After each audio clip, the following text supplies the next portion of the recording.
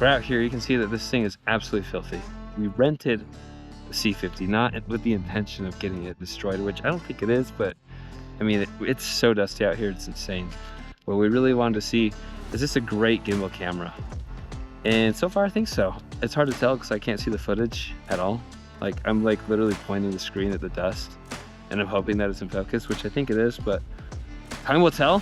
We have like, so quick setup rundown. I think this is the Ronin R4 Pro, I think is what it is.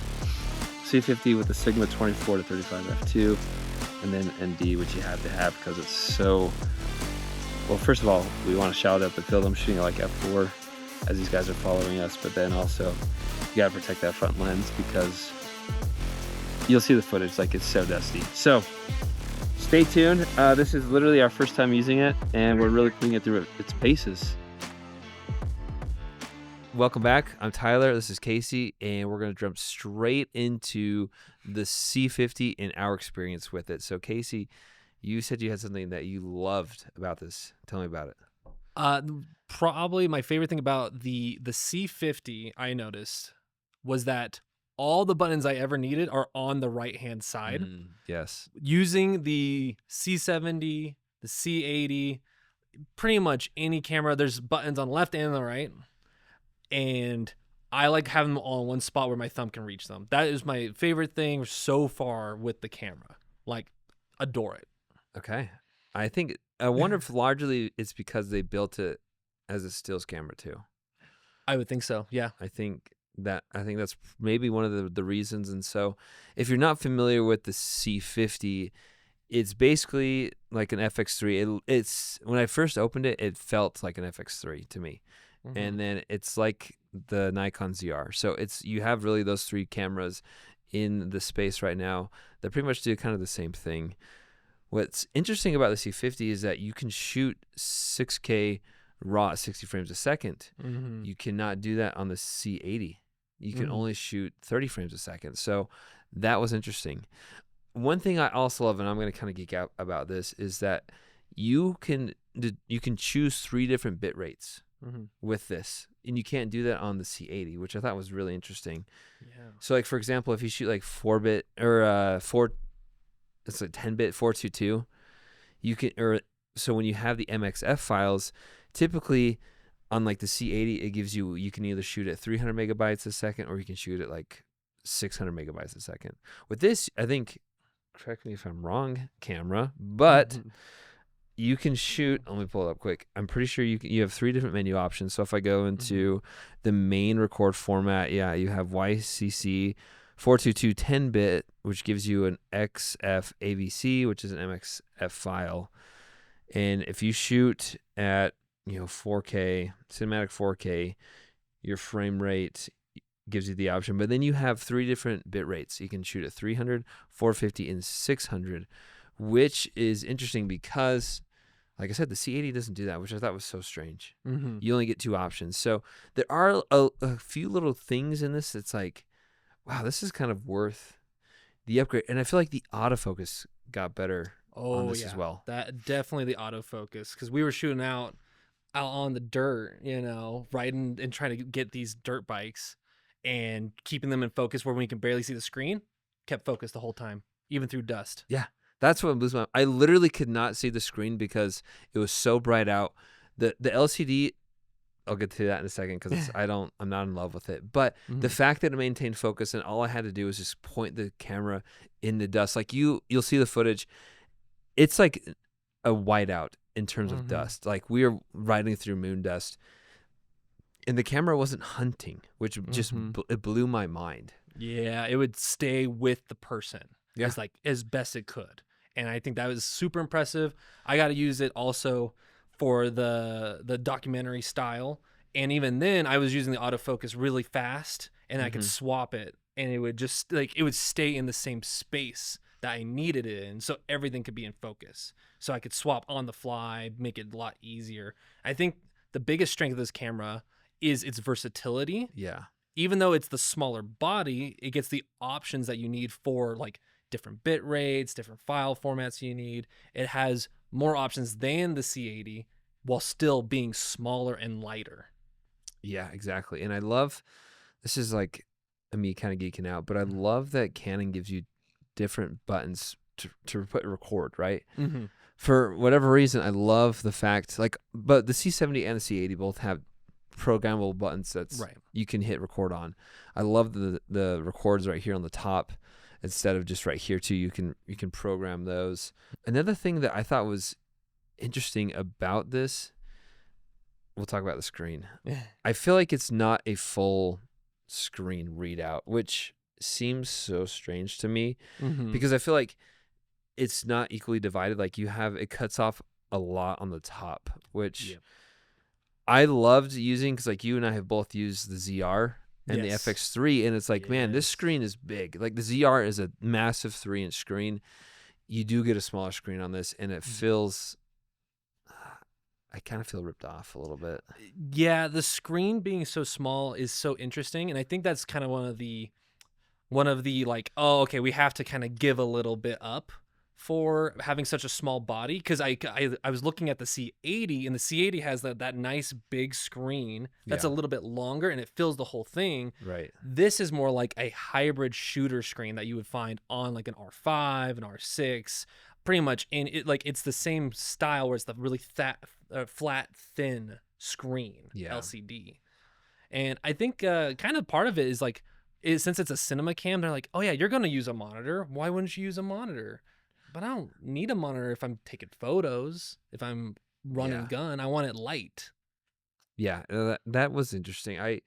Is it a make or break for me? Probably not, but it is something to be aware of. Like when we first using it, it's like, oh, this is much smaller than I'm used to, and the brightness is horrible. Yeah, I think that's universal though for the C70, the C80. They're just not bright screens. Like when we were shooting that docu-style stuff yesterday, you have to have a monitor. If you're going to shoot all day, having, like, we use the Atomos monitor, and it makes the world of difference for when you're shooting with something like this. I mean, we had this thing rigged up, and it did great. Like, I think it's a very versatile camera.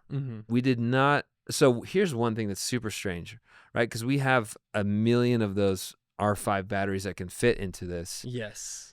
The one that Lens Rental sent us was like this. It was like the same battery, but it was like the newest version, and it was like a genuine Canon battery. It allowed us to shoot video and photo, but when we put in the aftermarket batteries, you couldn't shoot any photos with it. You could only shoot video, which makes no sense to me. Luckily, that was the case because we were only shooting video with this. Right. But we didn't even have the opportunity to try the photo mode because the batteries literally would not work. So that's something to be mindful of. If you are going to buy this camera, you have to buy like the genuine Canon ones, because if not, you can't even use the photo mode. Yeah, it doesn't make any sense. No, I don't know. Just other than like, oh yeah, we want you to buy our $80 battery instead of the $30 off brand. Like that's about it. I know, it doesn't make any sense to me, but I wouldn't. Here's like where I'm torn, right? I love Canon cinema cameras. I love the C70. I love the C80. I do love the C50 now. I can see why Canon's like, let's put photo mode on there. But like, if I were to buy this, I wouldn't buy it because it shoots photos. Like, I would buy it for the versatility of what the video offers. Not, it's just a bonus that it shoots photo. I don't buy cinema cameras to make photos. Oh no, absolutely not. No.